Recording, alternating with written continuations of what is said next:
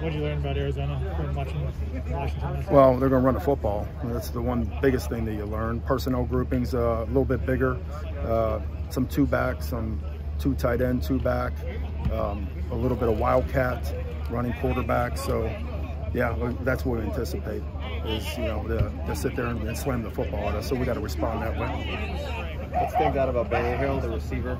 Oh, he's just dynamic. He got some. I don't know exactly how many there are, but the last time I checked, he was as targeted as Drake. You know what I'm saying? So they're trying to get him the football in many ways. We saw him run an option play. They're trying to get him the football on third down. He could do a lot. With Ishmael, what did you think of him in the limited? Okay. You know, you could tell that fatigue hit him a little bit quick. But he you know, the cool part about him is we kind of knew it, and he said, I'm going to give you everything I got. So he went out there. It's good to have a bigger body in there. He slammed it around a little bit, but he got tired. And I said it to you guys probably a couple of weeks ago that was my biggest concern. But as long as he goes out there and lays it on the line, I think collectively he'll get better at practice, and then you'll see him handle games a little bit better.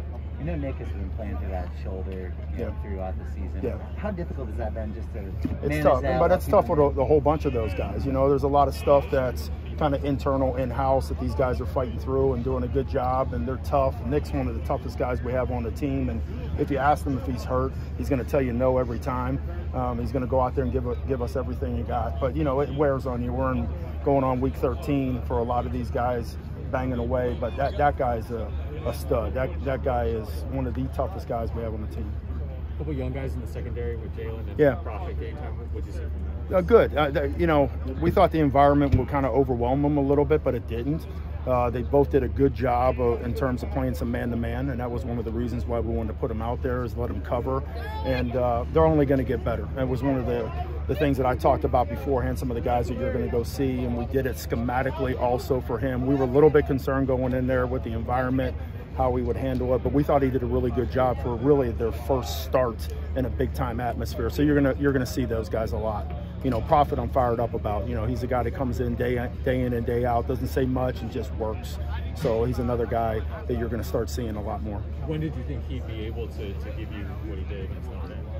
When did we? Yeah, in terms of prep and it's always been, we've been watching him, but it's really with a lot of the young guys are very talented, but the consistency, that's what, you know, you guys don't get a chance to see that because we're in practice. You just expect the guys to be just plug and play, but there's you know, you got to be able to trust the guy on the field. And sometimes that takes a couple weeks, and sometimes like Kalen's a good example. When we came in spring football, we said, hey man, this guy can do it, and let's get him in early. And some of these younger guys, it's kind of like a roller coaster of highs and lows, and you're like, nah, I don't know if he's ready. We just felt like during the bye week we saw enough consistency to say, hey, we need to put him in and see what he has, and that's when it happened.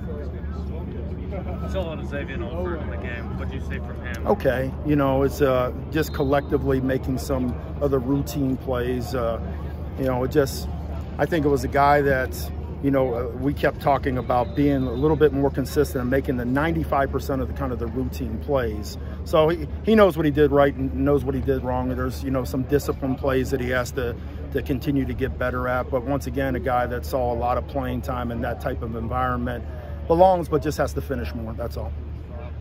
Good. Make up trying to get more energy into practice. So it's great, man. No, it's great, and I think Coach Williams is just making sure that guys understand that, you know what, you can have a role on the team as part of the 11 guys that are on the field, but you can have a major effect from the sidelines too, and that's something that you really don't sometimes as a coach sit there and say, you know what, that's something that you may need to practice too, to have a backup guy that maybe doesn't play a lot of it, but he can help the team out with that being his role. So he went out here today and said, hey, listen, we're gonna do this on the sidelines, get guys accustomed to it, and you can see how it kind of made our practice raise up a little bit more. So it's good. It's a learning experience. Those guys have to understand that they're not out there just to spectate, to just be fans and have the best ticket in the house. They're there to try to help the team and to create energy, good or bad.